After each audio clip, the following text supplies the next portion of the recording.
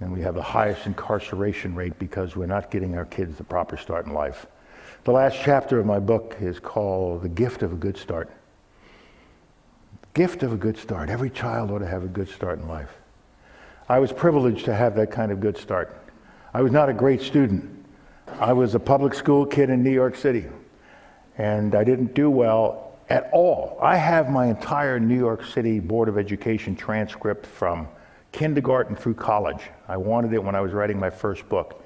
I wanted to see if my memory was correct. My God, it was. Straight C everywhere.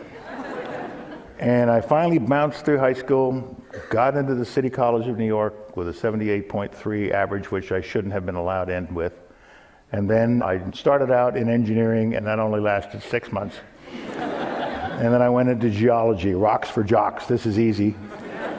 And then I found ROTC. I found something that I did well and something that I loved doing. And I found a group of youngsters like me who felt the same way. And so my whole life then was dedicated to ROTC and the military.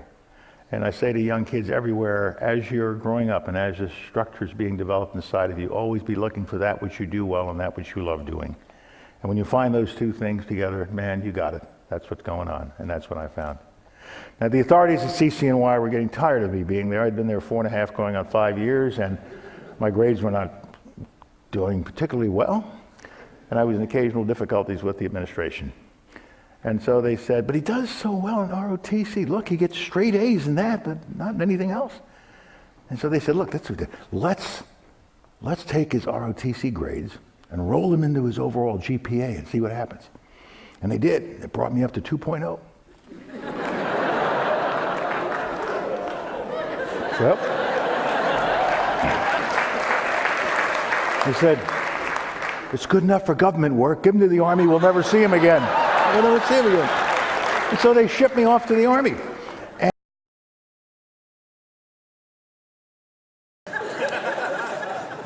And we were amazed that the local people in such fertile valley would not have any agriculture. But instead of asking them how come they were not growing anything, we simply said, thank God we're here. Just in the nick of time to save the Zambian people from starvation. And of course, everything in Africa grew beautifully, and we had these magnificent tomatoes. In Italy, a tomato would grow to this size, in Zambia, to this size. And we could not believe. And we were telling the Zambians, look how easy agriculture is. When the tomatoes were nice and ripe and red, overnight, some 200 hippos came out from the river, and they ate everything. And we said to the Zambians, my God, the hippos! And the Zambia said, yes, that's why we have no agriculture here. Why didn't you tell us? You never asked.